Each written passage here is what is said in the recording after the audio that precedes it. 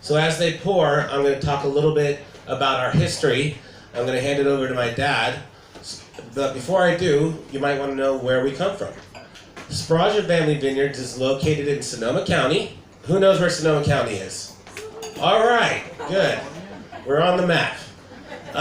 We're the most northwest valley in Sonoma County, which is Dry Creek Valley. The town that we call home is Healdsburg. And basically, Dry Creek Valley is well known for their Zinfandels. But we don't just make wines from Dry Creek Valley. As I said, we make single vineyard wines. So what that means is we go where the grapes are. And we only work with our friends and family. My father will tell a little bit about what he does and how I got my start. First of all, it's Dry Creek and Healdsburgo, because they were all Italian immigrants that came into that valley. And the interesting thing is that we're going to do, our next tasting will be Zinfandel. Those are probably the closest. My family is from Lucca. My grandfather came in 1904, and I think a lot of immigrants came during that time. My grandfather worked at a winery called Italian Swiss Colony, if everybody remembers the old little Italian winemaker. And this is up in Asti in Northern California. And we actually prospered in California. My father grew up in the valley, and he was able to buy vineyards, and I grew up a farmer's son. I tried to get away. I got a degree in chemistry, and then I went to work for a small family-owned winery, if anybody's ever heard of Gallo Winery. And they were great to me, and they helped me actually in graduate school. And then I came back home, worked for a little winery called Fopiano, and then I went to Beringer Vineyards, if anybody's ever had a white Zin from Beringer. We also made private reserves. The winery was the only winery to get #1 with the Wine Spectator in Cabernet and Chardonnay in I think the solar system now. And I wanted to do something with Adam. He'd gone to UCLA and he wanted to work with me, and I promised my father to take care of the vineyards, and I didn't know it's going to take every dime I ever made. And I have 2 granddaughters, and it's going to be every dime they ever made. But it's a great life, and so therefore it followed a pattern that we established. We actually, all 4 of us have worked at the Italian Swiss Colony, so all 4 of us have worked at the same winery in Sonoma County. So it's a great history. I have been blessed with great children. Adam's a great winemaker. He's better than me, and you'll taste these wines. So I appreciate you being here today. And Amma is a great ship and does a great job for us. In fact, we're going to have a cruise next year on the Danube, and you're all invited. So when he says all 4 of us, basically this winery is an accumulation of 4 generations of dreams. So when he says all 4, it means my great-grandfather, my grandfather, my father, myself, and hopefully the 5th generation, my 2 daughters, Sienna and Gemma, might be interested. All 5 generations have lived, besides my daughter, and worked in Dry Creek Valley. So we have a long history in wine and grape growing. So I invite you now, if you haven't already, and that's not a problem, to taste your wines. All our wines are going to have a vineyard designate. So our wines aren't just called Chardonnay or Zinfandel. This is called our home ranch Chardonnay. And this comes from the Dry Creek Valley. This comes from the southern side of the Dry Creek Valley. Dry Creek is very interesting because it has 2 very different microclimates.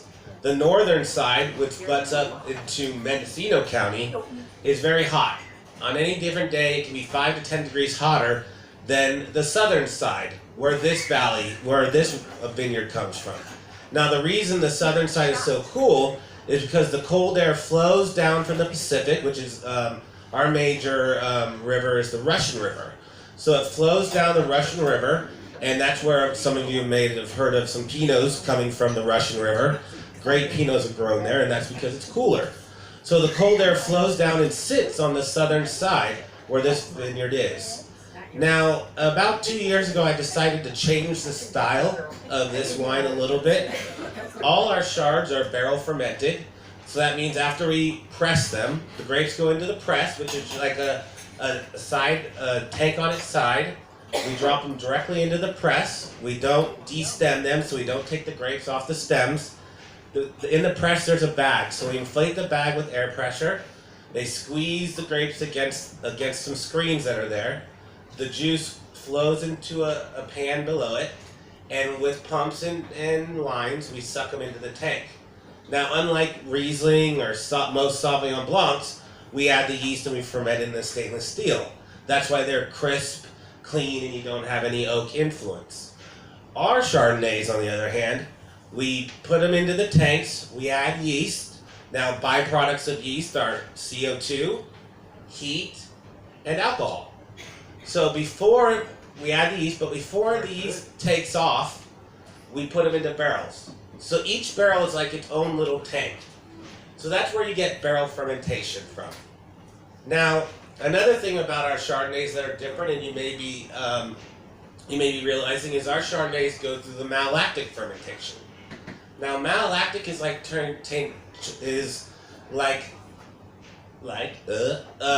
milk. So it gives you that creamy, buttery base.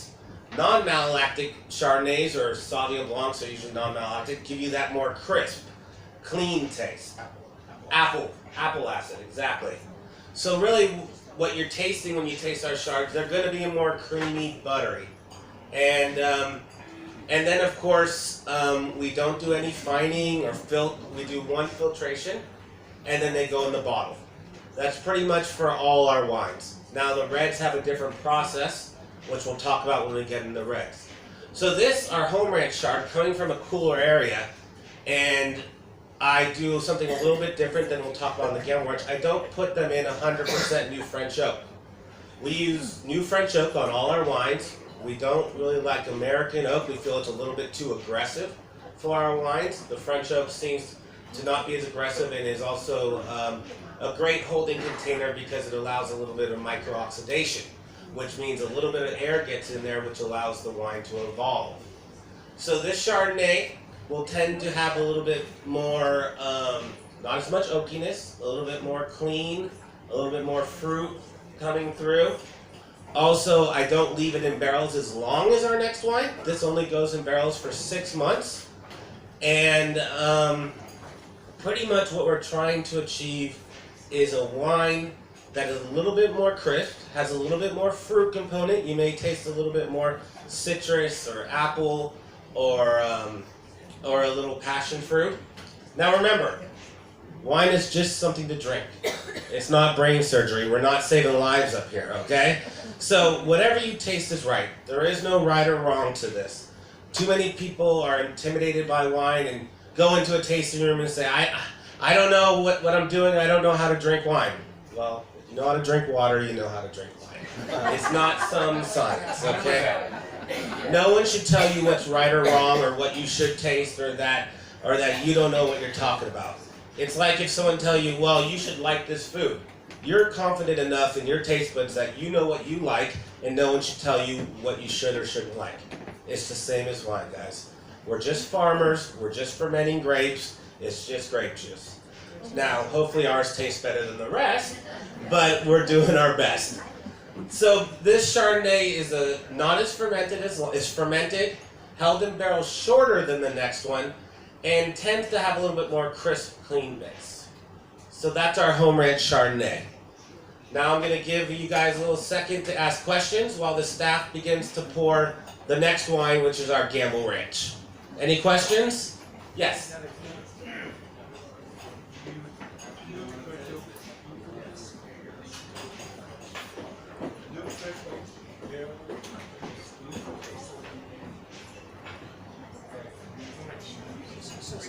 Okay, so the question is, do we use new French oak exclusively, or do we buy used French oak and other things like that?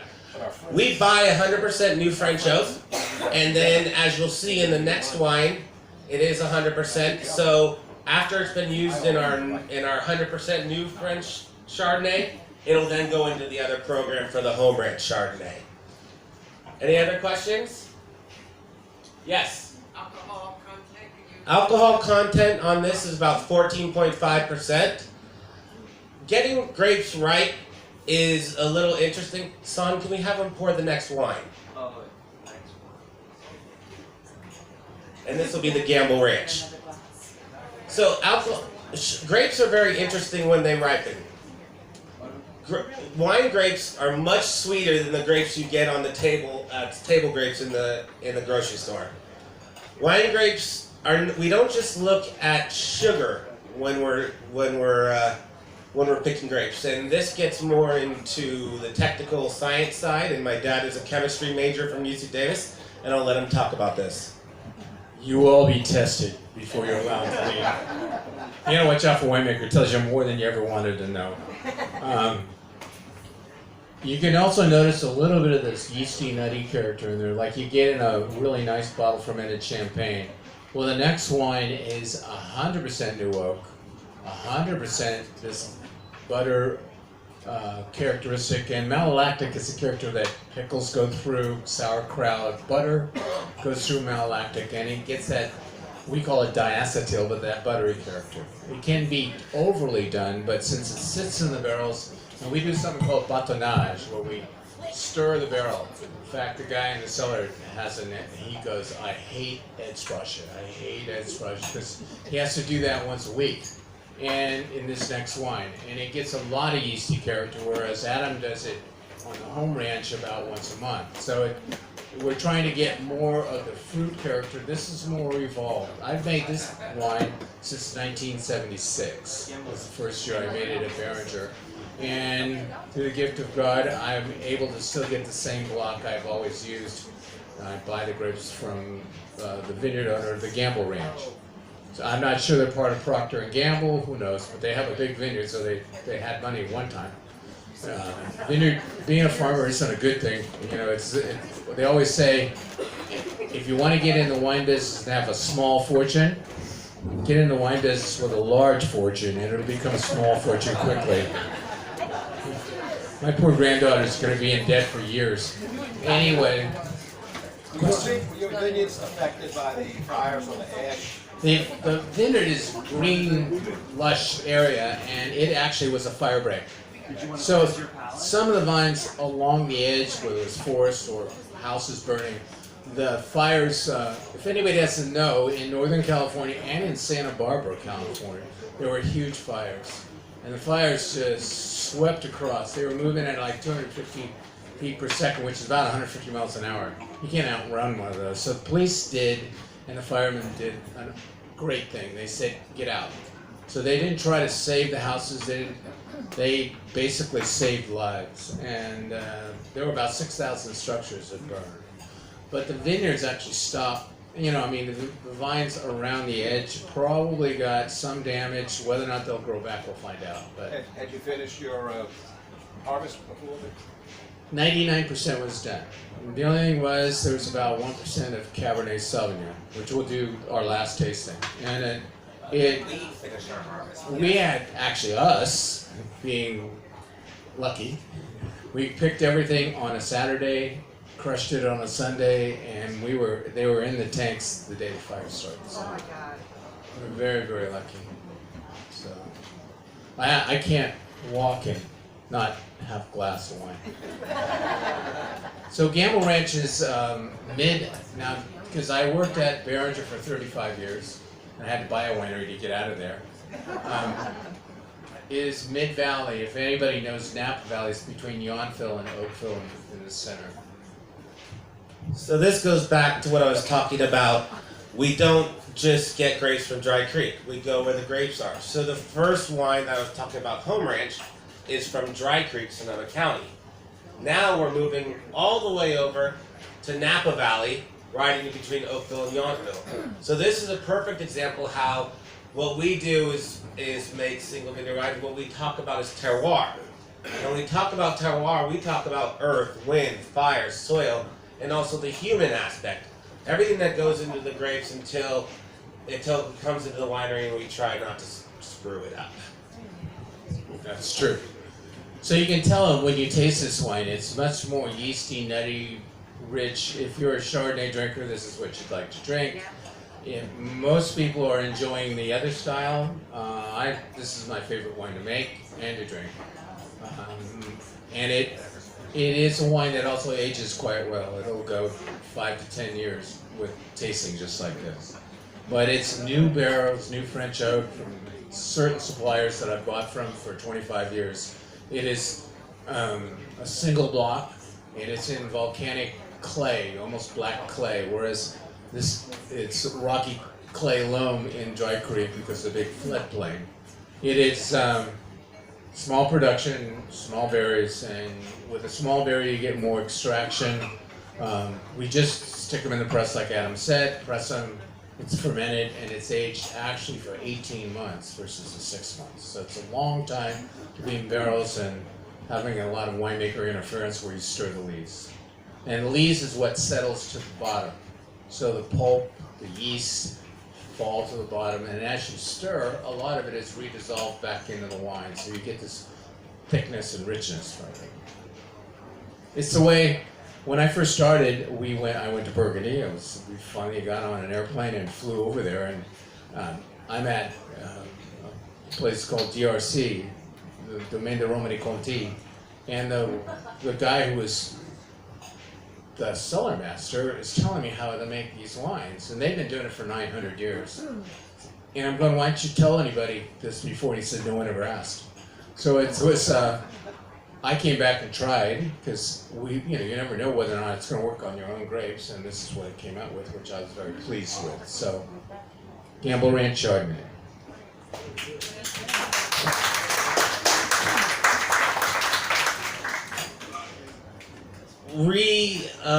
A lot of people say this is a white wine for red wine drinkers. This is a wine that pairs well with a lot of great butter and garlic and cream sauce. It's really a food wine. And being from an Italian family, wine was always on the table. There was always, we could always have a little glass with my grandfather, which in Italian we call nono, and you'll have nono zin later on our zin tasting. I should say our next seminar is going to be zins, and the last seminar will be cabs. So if anyone, Cabernet Sauvignon, yes, not Cab Franc.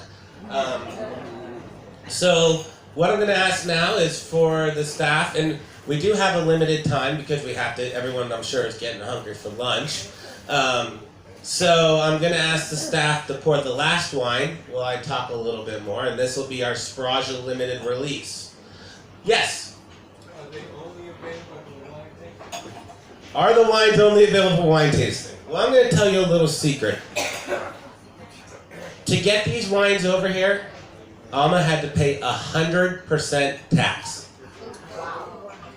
That is why you don't see a lot of California wines over here. It is extremely difficult to get over here. So we will have a winemaker dinner, which the wines will be served.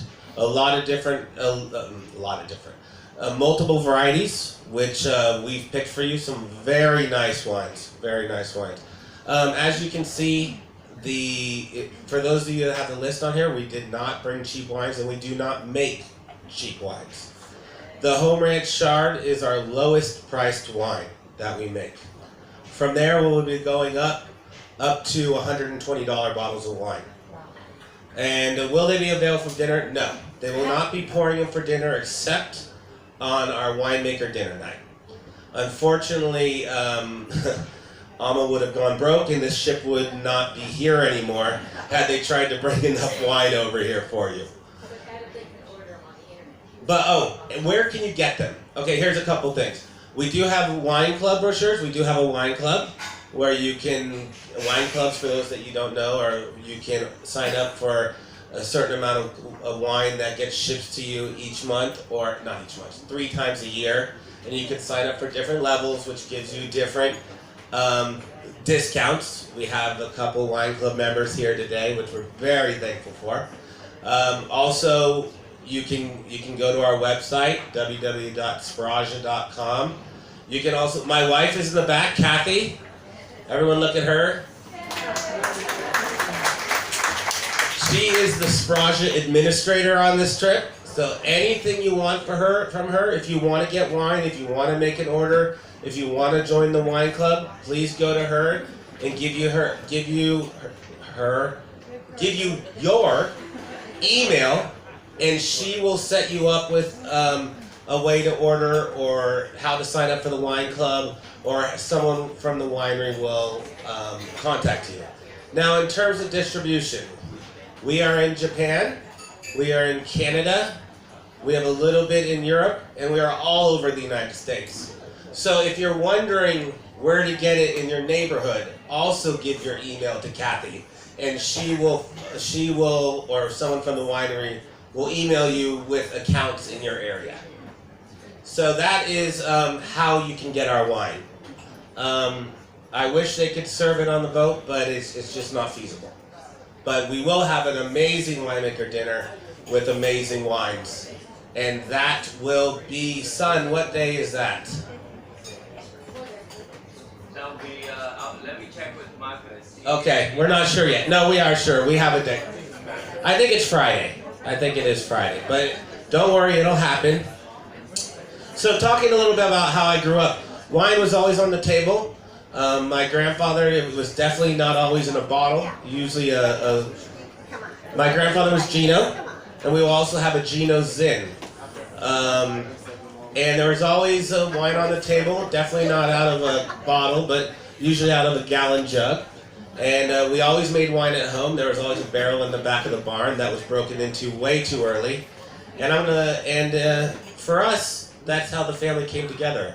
I always feel that, we're going to get our glasses poured real quick, excuse me.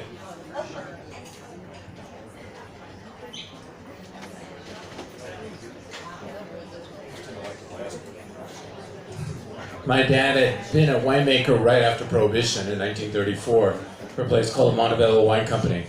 And then he won $900 or $500 in the Irish sweepstakes. He called it the Consolation Prize. And then Uncle Louis from Nevada, I don't know what Uncle Louis did, but gave him $400. With $900, he bought a restaurant bar called The Ark. And we actually have a building at the winery called The Ark. And that helped him. During that time, he also bought our house that Adam lives in now in 1941. And then he went away to war and came back and was kind of beat up and decided to sell the Ark and buy more vineyards. So that's where I grew up. So anyway, can we talk about this one? So son just confirmed that winemaker dinner will be Friday. And just to say, you know, I always feel wine brings people together. It's an experience enhancer. It loosens the vocal cords, and really probably will make us a lot of good friends here today. So this is the Sbragia limited release. This is not a single vineyard, but it's a barrel selection, and my father started this at Beringer. One thing I noticed that when when a cooper makes a barrel, he's taking different woods from different parts of the forest, and depending on where it is and how it gets toasted, a new barrel has a lot of sugar in the wood, and the sugar gets toasted, caramelized, and it can go anywhere from creme brulee to butterscotch. And I really like that butterscotch character. So as you taste each individual barrel, you notice that some are more caramely, rich, and less of the woody characteristic. So I picked out a certain amount that had that caramely and made a special selection. So this is our limited release. And Adam and I have been doing that at Sbragia. I started in 1991 at Beringer making Sbragia limited release, and I've been making it ever since. So it's just a little bit softer, not as woody, and a little more caramely, and it's also our call. So it is, you may not taste it right now, but it's slightly different than the gamble you just had. Question? Sure. The first one was in oak, the least amount of time, right? It was about 6 months. Yeah, but why did it taste more oaky than the other ones that were? Oh, the question was, why did the first one taste more oaky? Good question. Thank you. If you think about me stirring the yeast, or the guys who were yelling at me, stirring the yeast, what you're doing is resuspending a protein. And the protein, like I said, I'll tell you too much if you ask the question. It takes out the tannins or the excess wood. So wine that's in barrels for 18 months will have a lot of that excess taken away. and that's why there's more of this butterscotch softness. Whereas one that's in 6 months, Adam has backed off on it now to like 20-30%. You're going to get the full amount of oak that comes out of those barrels, and it won't be taken out because he doesn't stir as much, so you don't get as much actually auto fining of the wine. We really don't do a lot of the wine. We're shepherds. We just kind of keep it. The great winemakers always told me, Ed, make sure you don't screw it up. Okay, so I think if there's any more questions, yes, in the back. How do you get consistency in the alcohol content? Consistency in alcohol content. We don't get consistency in the alcohol content. One thing about single vineyards is every year we get what we get. Some years, especially on volume, some years we may get 10 tons from a vineyard. Some years, in a light year, we can get as low as 2 tons. So you can understand our marketing and our financial guys. I'd also like to introduce some other people, a part of our traveling circus. Over here is my mother, Jane. She's the real owner. And over here is Uncle Bob. He helped us start the winery. I don't want to be blamed for that. And he's our CFO. So basically, alcohol, like I began to say, grapes ripen very differently than most grapes. And we don't just pick on sugar, we pick on TA and pH. As the grapes ripen, the acid comes down and the pH goes up. If the acid's too high, it tastes sour. If the pH is too high, it tastes soapy. So basically, grapes ripen like a pendulum. They're not ripe, they're not ripe, they're not ripe, they're ripe. We better pick them then, because then they get too ripe. And if the sugar gets too high, obviously there's a conversion with yeast. As they convert sugar to alcohol, the alcohol goes up. But the problem is, yeast are only so powerful or only have so much strength. So if you have too much sugar, what happens? They convert to alcohol, but then my deepest fear happens. They stick. And then you get those god-awful wines that are high alcohol, and mostly you might taste it in Zins or some other wines, and then they have that residual sugar, and they taste sweet and syrupy and give you a bad headache. So all of our wines are dry. So why do some people say, man, this tastes sweet. I love the sugar in this. You're not tasting sweetness. You're tasting fruit. You're tasting flavor. So alcohol can depend on when the grapes are ripe, not necessarily based on sugar, but based on taste in terms of acid and pH. Like when we're walking around and trying to find a ripe grape, which is probably the most important decision we make in winemaking. You're looking at the texture of the grape as they start in the soft. We used to say, like, when you're in the water too long, you get dishpan hands. They start to shrivel just a little bit. The seeds have gone from green or mottled to a dark brown, which almost like toasted coffee. The pulp is starting to get away from the skins, and what you're trying to do is get basically a grape that tastes good. Now, what's a taste good grape? I think it's about experience. I've been doing this for about 40 years, and I'm kind of learning. So it's a process that you learn a certain vineyard, and that's why making from a single vineyard allows you to understand what that vineyard does in a year that's hot and a year that's cold. Sometimes in a cold year, it takes a longer time to ripen. In a warmer year, they get sugar, but they're not ripe yet. So you have to go farther, and that's where you get the higher alcohols. Unfortunately, if you're trying to make a wine that's consistently at the right flavor profile, you have to go where the flavor is, not where the alcohol is. So I don't really look at alcohol. Adam, would you talk about what the grapes are? You talk about the vineyards and the part of the release. Oh, in this project, a little bit of release. This is from the Gamble Ranch. So what we do, this is only about 150 cases we make. The Gamble Ranch is about 400 cases, and the home ranch is about 1,000 cases. So the home ranch is the highest case amount that we make. We will go down, the Sbragia release and a couple other wines is about The smallest we make. Actually, we actually make wines that are only 50 cases. So, 1 barrel. So sign up for the wine club to get it. But I just want to say thank you. I hear people talking, which means we did something good. You've drank the wine. The worst thing is to hear a winemaker talk too long. So what I want to do now, Son and Marcus have been very nice to us.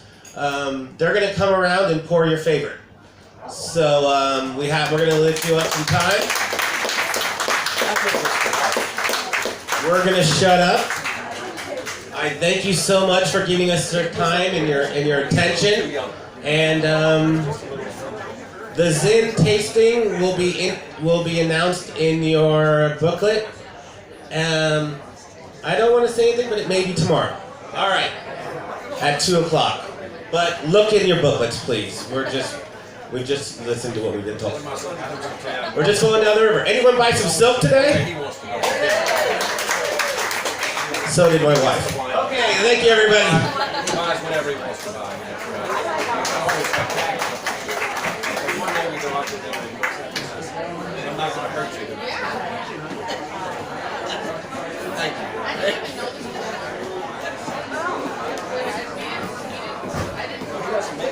Silk represents about 6 small wineries helping them distribute, market, pour, and